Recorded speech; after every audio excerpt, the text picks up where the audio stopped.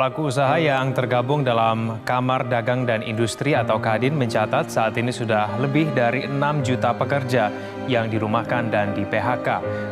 Ribuan pekerja di Jawa Barat dilaporkan terkena pemutusan hubungan kerja, tidak sedikit pula yang masa kontraknya tidak diperpanjang. Dan salah satu penyebabnya adalah ekspor perusahaan yang anjlok akibat terimbas dari resesi global.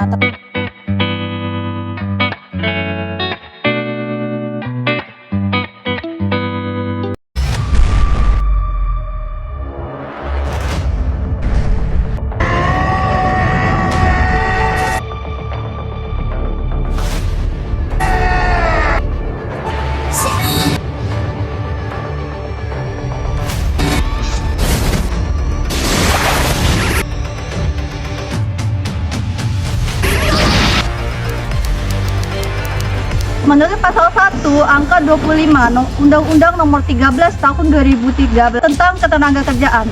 Nah, PHK adalah pengakhiran hubungan kerja karena suatu hal tertentu yang diakibatkan berakhirnya hak dan kewajiban antara pekerja atau buruh dengan pengusaha. PHK ada beberapa jenis. Yang pertama, PHK demi hukum. Kedua, PHK karena melanggar perjanjian kerja. Ketiga, PHK karena kondisi tertentu. Dan yang keempat, PHK sepihak.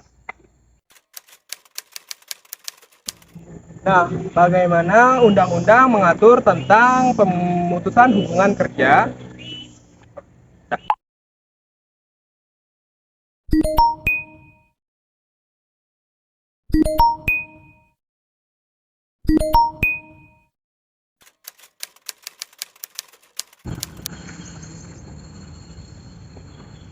Menurut pasal 16 Undang-Undang Nomor 13 Tahun 2003, pemutusan hubungan kerja dapat berakhir bila yang pertama, pekerja meninggal dunia. Yang kedua, jangka kontrak kerja berakhir. Ketiga, ada suatu pekerjaan tertentu selesai. Yang keempat, adanya putusan pengadilan atau lembaga hubungan industrial. Dan yang terakhir itu adanya perjanjian bersama yang menyebabkan pemutusan hubungan kerja.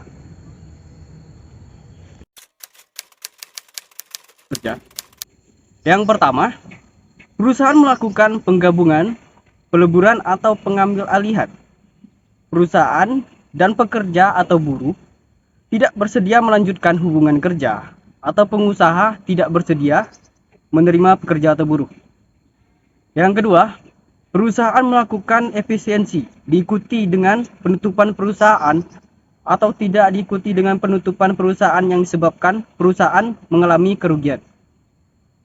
Yang ketiga, perusahaan tutup yang disebabkan karena perusahaan mengalami kerugian secara terus-menerus selama 2 tahun.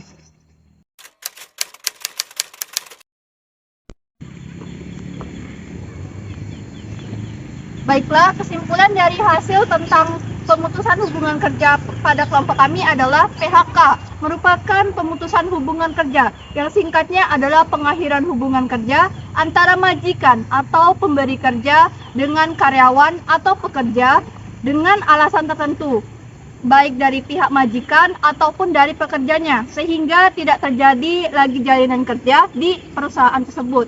Hal ini juga diatur dalam pasal 154A ayat 1 Undang-Undang Nomor 13 Tahun 2003 tentang Ketenagakerjaan serta undang-undang yang terbaru yaitu Undang-Undang Nomor 11 Tahun 2020 tentang Cipta Kerja. Namun di sisi lain, PHK merupakan ketakutan terbesar bagi para pekerja karena memiliki dampak yang sangat besar bagi perekonomian mereka karena menghilangkan pekerjaan mereka. Nah, untuk itu PHK dibagi menjadi beberapa jenis. Yang pertama, PHK demi hukum, di mana hal ini dikarenakan mengikuti prosedur hukum atau aturan yang berlaku di perusahaan, seperti karyawan yang pensiun ataupun pekerja meninggal dunia. Lalu PHK yang kedua adalah PHK karena melanggar aturan kerja, di mana PHK ini diputuskan karena pekerja melakukan kesalahan ataupun penyimpangan dari aturan yang berlaku di perusahaan. Nah, biasanya PHK ini dilakukan setelah perusahaan mengeluarkan surat peringatan kepada pekerja. Lalu yang ketiga adalah PHK karena kondisi tertentu, di mana hal ini terjadi karena kondisi perusahaan atau karyawan dalam masa genting, sehingga memaksa untuk melakukan pemutusan hubungan kerja. Misalnya perusahaan gulung tikar ataupun pekerja yang sakit keras sehingga membutuhkan istirahat total. Lalu yang terakhir adalah PHK sepihak, di mana hal ini terjadi karena perusahaan sendiri yang memberhentikan pekerja dan bisa saja di luar dari ketentuan dan aturan perusahaan tersebut. Lalu menurut Konvensi ILO nomor 158 tahun 1982 tentang pemutusan hubungan kerja merumuskan bahwa pertama, alasan PHK dan penetapan aturan PHK di perusahaan haruslah dipikirkan secara matang karena dapat menghilangkan mata pencaharian anggota keluarga pekerja serta merosotnya perekonomian. Lalu yang kedua adalah pekerja tidak bisa diputus hubungan kerjanya secara sepihak tanpa alasan kecuali ada alasan sah serta terbukti. Lalu yang ketiga adalah selain dalam pemutusan PHK, alasan PHK dan pemberian kompensasi PHK harus sesuai dengan ketentuan yang berlaku dan tidak merugikan pekerja yang di PHK.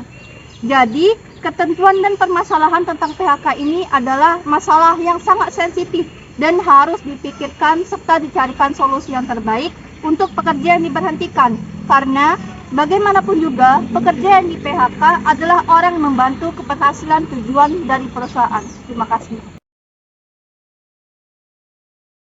You'd be much good for